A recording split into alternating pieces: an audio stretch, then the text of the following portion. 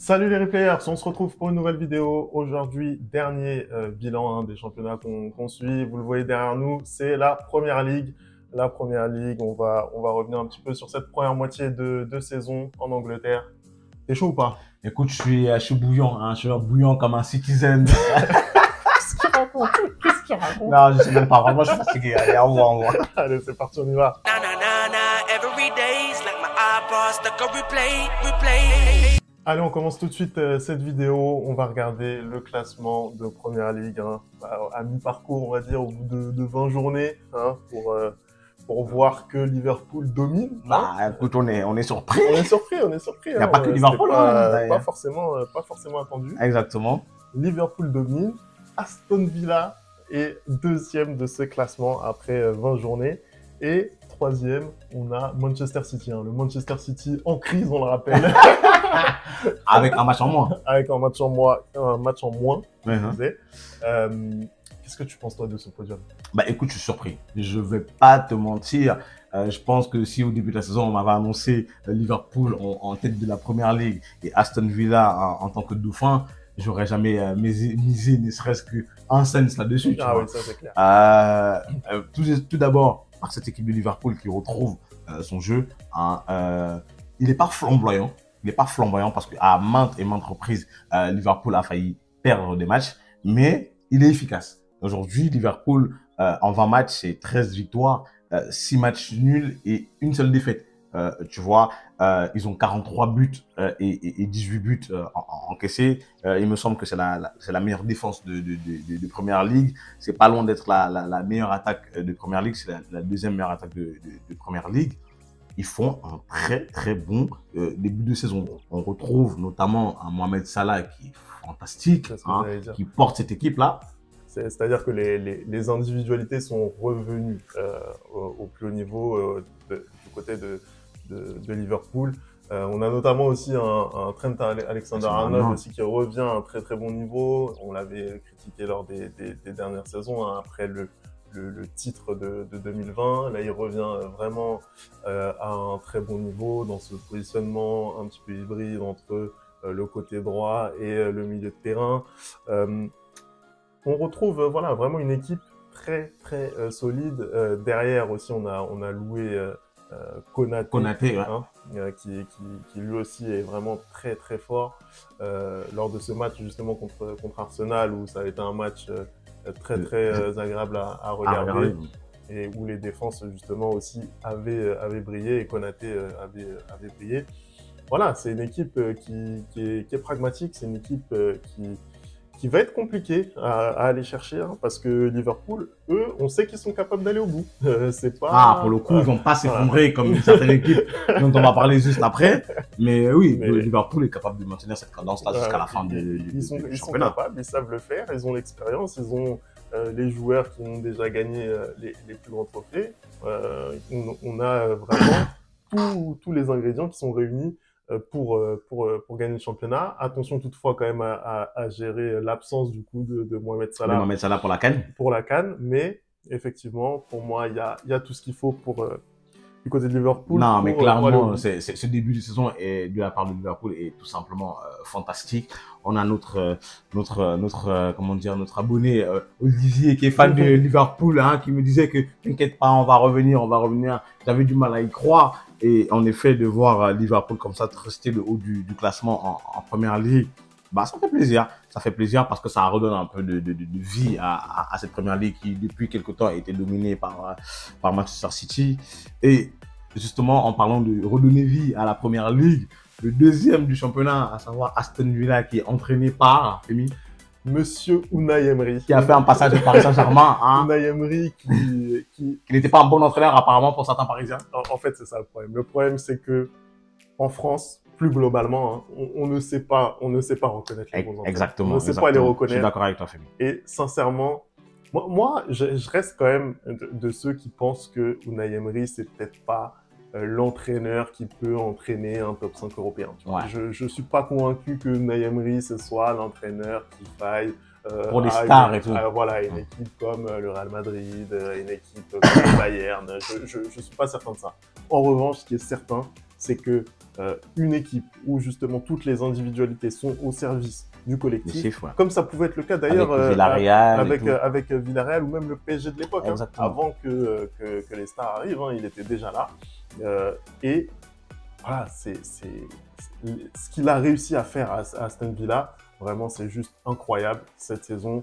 Ça marche en fait sur toutes les équipes. Exactement. Ils ont peur de personne, que ce soit le top 4, comme ce soit en bas, ils sont à 3 points de Liverpool en fait. Ils sont à 3 points de Liverpool, ils négocient les matchs compliqués. Parce que généralement, en fait, c'est un peu comme Girona, parce que tu te dis, ils vont perdre de la vitesse. Mais non, tu vois que semaine après semaine, ils sont là. Quand c'est compliqué, ils arrivent à avoir des matchs nuls. Ils gagnent, ils ont des victoires surprenantes et ils produisent un très beau football aussi. C'est ça. Et clairement, ça pour moi, c'est à mettre au crédit de leur entraîneur. Alors forcément, voilà, son passage à Arsenal peut-être a été un petit peu critiqué. Moi, j'ai trouvé que au début de son mandat à Arsenal, c'était quand même positif. Ouais. Après, ça s'est un petit peu plus écroulé. En tout cas, là, il fait vraiment le boulot. À noter quand même qu'il reste sur 2 défaites consécutives, hein, notamment à Wolverhampton et face à Tottenham. C'est ce qui fait qu'aujourd'hui ils ont 3 points de retard sur Liverpool. Sur cette équipe de Liverpool et surtout ils sont rejoignables par Manchester City.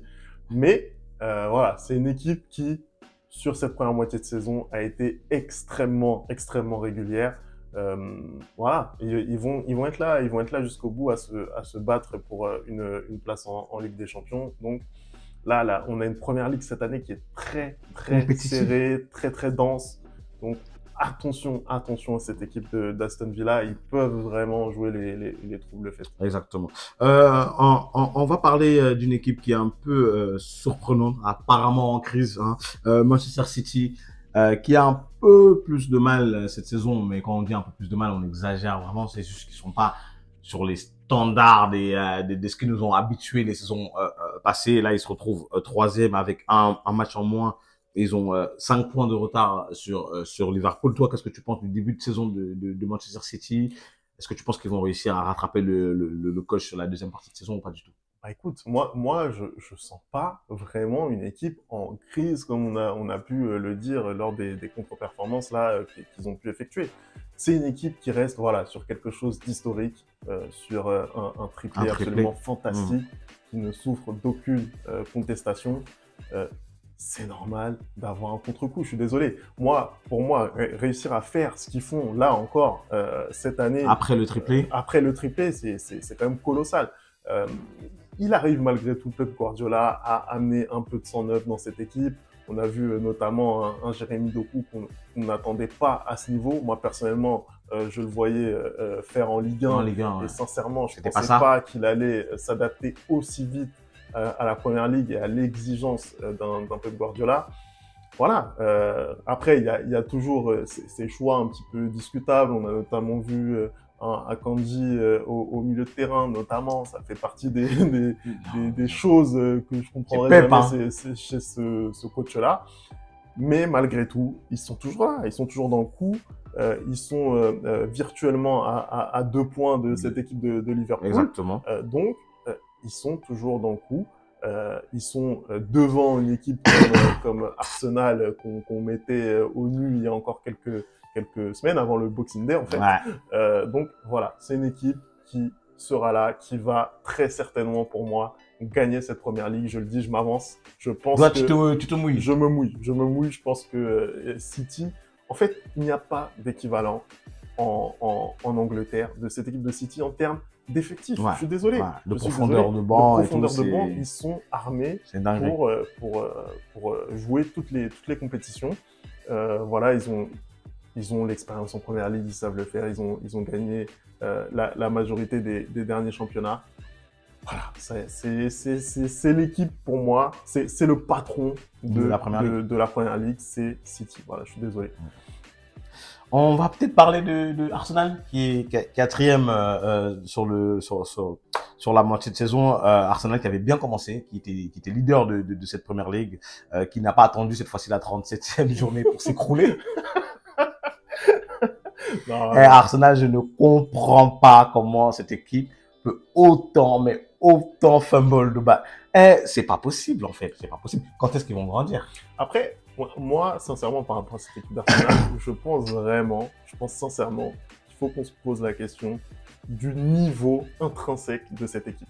En fait, moi, je pose le débat sur la table. Parce que là, ils ont, lors du dernier mercato estival, ils ont pallié, pour moi, à la dernière chose vraiment qui leur manquait, c'est-à-dire un milieu de terrain qui charbonne.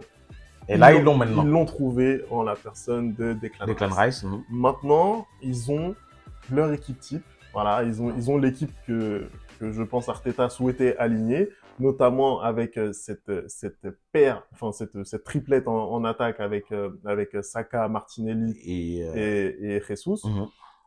Et force est de constater que ça ne marche pas parce que pour moi, en fait, le compartiment dans lequel ils ont énormément de mal aujourd'hui, c'est en attaque. C'est le fait de pouvoir marquer des buts à tout moment.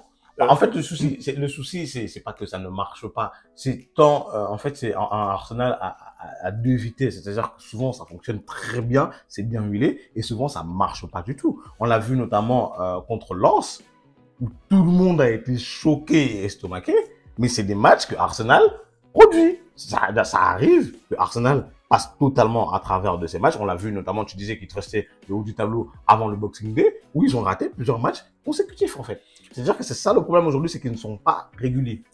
Pour moi, l'exemple de Lens, alors à Bollaert, effectivement, ils perdent. Le match retour à l'Emirates Stadium, en fait, c'est l'exemple, voilà, c'est l'exemple parfait parce que pour moi, c'est une adversité qui est en dessous. C'est une adversité qui est en dessous. Et là, effectivement, on voit que Bukayo Saka, il fait des différences. Il rentre dans la défense en soi, comme dans du beurre. Forcément, ça fonctionne. Mais les matchs, vraiment, on attend cette équipe d'Arsenal. Je suis désolé, on perd ce trio, on le perd. Là, typiquement, les trois derniers matchs contre West Ham, Fulham et Liverpool, c'est deux défaites et un match nul. Tu vois, Arsenal n'arrive pas à trouver la clé pour pouvoir vraiment, gagner la partie et consolider leur domination. Et c'est très compliqué. Je vois ce que tu veux dire. Ils doivent mettre KO City pendant cette période. Je suis désolé. Pendant le Boxing Day, ils doivent faire mieux que ça. Ils ne le font pas. Et plus globalement, sur les grands matchs, moi sincèrement, j'aime que ce soit Martinelli ou Bukayo Saka. J'aime beaucoup ces joueurs. Franchement, je les trouve très bons. Mais à un moment donné, il faut qu'ils passent le step. On parle d'un Arsenal qui veut faire tomber un Manchester City qui règne sur la Première Ligue depuis des années. Voilà, c'est aujourd'hui Arsenal, on les met à ce niveau-là. C'est vrai. On les regarde avec ces yeux-là. Donc, je suis désolé, par rapport aux attentes qui entourent cette équipe d'Arsenal, ils ne sont pas à la hauteur en Première Ligue. Il faut le dire. Je suis navré, hein, mais je suis obligé de faire le constat. C'est vrai, t'as raison de dire les termes parce que aujourd'hui, finalement, on était sur un Arsenal qui faisait un début de saison sensationnel, mais on se rend compte que entre Arsenal et Tottenham aussi qui s'est beaucoup écroulé par rapport à leur début de saison, il n'y a qu'un seul point en fait. Il n'y a qu'un seul point et pire encore, c'est-à-dire que même un West Ham qui est derrière, ils sont pas si loin que ça. En fait, c'est pas, comme tu l'as dit, par rapport au niveau élevé de la Première Ligue cette saison, j'ai peur de savoir à quelle place va finir cette équipe d'Arsenal qui était censée se relever de ce qui s'est passé l'année dernière où ils avaient pendant tout le long dominé le championnat et ils se sont écroulés à la fin. Et en fait, tu te rends compte que même un City qui est en crise reste quand même devant cet Arsenal-là, en fait. C'est ça qui est triste et c'est pour ça que j'ai énormément de mal à les mettre au niveau de City comme on peut les comparer actuellement en fait. J'ai énormément de mal. Pour moi, cette équipe d'Arsenal ne sera pas championne d'Angleterre cette année. J'espère sincèrement me tromper parce que moi, voilà, j'ai commencé à regarder un petit peu le football avec la génération des Invincibles, mais je suis désolé. Cette équipe d'Arsenal, pour moi, n'est pas assez forte sur ce qu'elle a montré pour pouvoir prétendre au titre de champion d'Angleterre. On va aller un petit peu plus loin dans le classement, parce que sincèrement... T'as parlé d'équipe pas forte, donc je vois très bien où on va aller. Écoute, il y a pas mal d'équipes déjà qui déçoivent un petit peu dans cette première ligue. Moi, j'ai envie de parler du cas de Manchester United. Manchester United, aujourd'hui, ils sont 8e au classement. C'est une équipe qui déçoit. Qu'est-ce que toi tu penses? Est-ce que tu penses que le renouvellement de United passe forcément par un renvoi de Erik ten Hag? Oui. Ah non, oui. À un moment donné, je pense que Femi, tu as été très clair parce que tu as parlé tout à l'heure de Arteta à qui on avait donné les moyens d'avoir l'équipe qu'il voulait, mais on lui a donné les moyens d'avoir l'équipe qu'il voulait aussi parce qu'il a montré des résultats. Aujourd'hui, l'année dernière ou il y a 2 ans, j'arrive même pas à me rappeler quand est-ce qu'il est arrivé. Ten Hag, il est arrivé en sauveur de Manchester United. Il a fait un peu son remue-ménage, monter dans ses grands chevaux, à dire qu'il voulait pas de tel, il voulait pas de tel, il voulait pas de tel. Ça a résulté à un Cristiano Ronaldo qui était meilleur buteur du club alors qu'il avait 36 ans à partir vers Al Nassr. On s'est dit que c'était Cristiano Ronaldo le problème de Manchester United. Et je ne vois pas comment il va être le problème de Manchester United quand il est le meilleur buteur du club, toute compétition confondue. Bref, il a réussi à avoir un peu plus ou moins ce qu'il voulait. Et ça ne marche pas. Ça ne marche pas, tout simplement parce que tu critiques l'attaque d'Arsenal, mais alors l'attaque de Manchester United, j'ai même pas les mots. J'ai même pas les mots. En fait, il n'y a rien aujourd'hui qui va dans cette équipe, que ce soit l'attaque, que ce soit le milieu, que ce soit la défense, ou même que ce soit le gardien, qui est le gardien de ma sélection. J'ai peur. J'ai peur. C'est-à-dire qu'aujourd'hui, cette équipe, en déplacement ou à domicile, c'est très compliqué. C'est très compliqué. Je pense que on voit la gueule de Sir Alex Ferguson quand il est dans les gradins et qu'il voit cette équipe jouer là. Il a mal. Il a très mal. Et aujourd'hui, le principal responsable, c'est Ten Hag. C'est-à-dire qu'aujourd'hui, Manchester United ne fait peur à personne. C'est simple. Ils étaient dans un groupe en Ligue des Champions. Ils sortent même pas du groupe. Dans un groupe en plus qui est très abordable. Ils sortent même pas du groupe. Aujourd'hui, c'est-à-dire qu'ils font des résultats. Il n'y a aucune constance en fait. Il n'y a aucune constance parce que ils vont aller gagner à Aston Villa juste après pour perdre à Nottingham Forest. Tu vois ce que je veux dire? Ils vont faire match nul contre Liverpool. Ils vont gagner contre Chelsea pour aller perdre. En fait, il n'y a rien qui va dans cette équipe. Il n'y a absolument rien qui va. Il n'y a aucune constance. Il n'y a même pas un signe d'amélioration en fait. Bah, tu parlais là à l'instant du match par exemple contre Chelsea, où pour moi, ils font une prestation très aboutie. Ils dominent Chelsea comme personne, en fait. Ils ont, pendant 90 minutes, régné en maître sur cette partie. Et tu te demandes comment cette équipe est capable de perdre 3 jours plus tard, 3-0, à domicile contre Bournemouth. C'est impossible. C'est impossible. C'est impossible. Et en fait, voilà, justement, c'est vraiment le manque de constance dans les résultats, mais surtout dans les performances. Dans les performances, en fait. On ne reconnaît pas cette équipe de Manchester United d'une sortie à l'autre, en fait. Et ça pose un énorme problème. Quand on a l'impression que Ten Hag perd la main sur son groupe, bah derrière, il y a une prestation incroyable. Et après, quand on pense que justement cette équipe va pouvoir enchaîner, et bah, elle se prend les pieds dans le tapis. On ne sait plus sur quel pied danser avec cette équipe de United. Moi, je suis assez d'accord avec toi. Je pense que Ten Hag, il a déjà montré ses limites. Ouais. Je pense qu'il faut repartir sur un nouveau cycle pour donner ne serait-ce qu'envie justement aux gens de regarder de nouveau cette équipe de United. Parce que moi, sincèrement, je vous dis la vérité, quand je vois un match de United, je zappe. Voilà, je vous le dis. Je vous le dis, je zappe. Heureusement qu'on ne débriefe pas souvent sur la chaîne. Hein. Parce que sincèrement, c'est pas regardable. Je suis désolé. Non, mais... Là, il va y avoir justement pour United un retour en première ligue avec Tottenham et un déplacement également à Wolverhampton. Ça va être 2 matchs où je donne pas cher de la peau de United. Non, mais tu vois, et ça le problème en fait, c'est que c'est 2 matchs où on donne pas cher de leur peau. Mais ça peut être 2 matchs où ils peuvent totalement gagner les 2 matchs. Et c'est ça qu'on comprend pas, en fait, avec cette équipe de United. Et on a la même chose, avec une autre équipe, à savoir Chelsea, qui déçoit aussi énormément depuis le début de la saison. Chelsea, j'ai l'impression qu'ils gagnent, qu'ils perdent, qu'ils fassent match nul, ils sont toujours 10e. Ils bougent pas depuis le début de la saison, ils bougent pas du tout. C'est-à-dire que Chelsea me déçoit énormément. Pourquoi? Parce qu'on en a parlé sur la chaîne, on a débriefé Chelsea. Par le recrutement notamment, ils ont payé, mais je ne sais pas combien d'argent pour avoir les joueurs qu'ils ont aujourd'hui. Et ils avancent pas. Ils avancent pas. Écoute, Ils encore une avancent pas. fois, et on avait eu ce débat justement lors du match face aux Wolves. Pour moi, ce n'est pas une question d'argent. Tu repars sur en fait, tu repars d'une feuille blanche.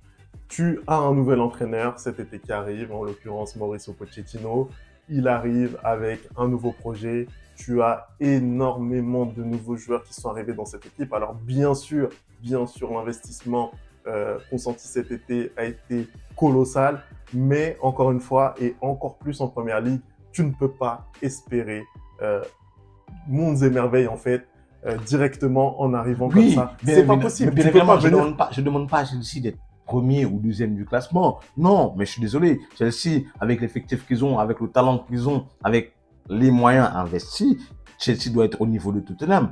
Chelsea ne doit pas Je suis être pas d'accord. retrouvé Je suis pas d'accord. Dixième, je suis désolé. Non, je suis pas d'accord. Il y a quoi? Il y a absolument pas quasiment d'accord. 10 points d'écart avec Tottenham qui est cinquième, en fait. Je suis absolument pas d'accord. Je suis absolument pas. Quand je regarde en fait les équipes qui sont devant Chelsea, au final, je me dis, c'est presque la place de Chelsea. C'est presque la place de Chelsea. Aujourd'hui, Chelsea, pour moi, ce n'est pas un prétendant au top 4. Ce n'est pas un prétendant au top 4. Donc, à un moment donné, est-ce que ça fait une grande différence si Chelsea avait été 7e ou 8e? Je suis pas sûr. Donc, en fait, pour moi, Chelsea, ils sont pratiquement à leur place aujourd'hui. Moi, la seule chose que j'ai envie de dire aux supporters des Blues, c'est que ils doivent être patients. Ils doivent être patients. Ils doivent voilà, attendre que cette équipe puisse se construire, puisse avoir des automatismes. On voit des bonnes choses. On l'a vu notamment lors des chocs qu'ils ont pu disputer là tout au long de cette phase allée où ils ont mis énormément de difficultés pas mal d'équipes du top 4, notamment Manchester City.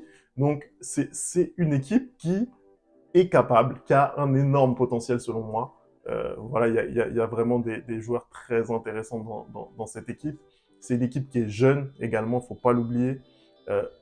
Je pense que cette équipe, dans 2 ou 3 saisons, va pouvoir donner la pleine mesure de son talent. Et comme je l'ai dit également lors du match face à Wolverhampton, je pense que Mauricio Pochettino, c'est l'entraîneur qu'il faut pour mener à bien cette mission. C'est l'entraîneur qu'il faut pour le type de joueur qu'il y a aujourd'hui à Chelsea. C'est une équipe, donc, comme je le disais, jeune. Elle a retrouvé en plus un Christopher Nkunku qui a été recruté lors du précédent mercato. Je pense que voilà, mais il y a les éléments pour faire mieux déjà dès cette deuxième partie de saison où ça va être intéressant pour eux de retrouver une forme de régularité.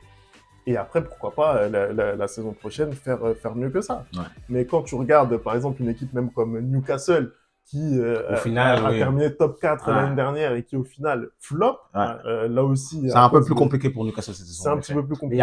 Il y a énormément de blessures à Newcastle. C'est vrai. Il y a un effectif qui est pas forcément aussi fourni que peut l'être Manchester City, par exemple. Ils ont énormément de blessés cette année, Newcastle. C'est ce qui fait aussi qu'ils se retrouvent à cette neuvième place. Tu vois. Non, c'est vrai. Je suis assez d'accord. Mais malgré tout, tu vois, on les attendait quand même, je pense, un petit peu plus haut. Ouais. Parce que, en plus, il n'y a pas forcément eu énormément de changements côté Newcastle.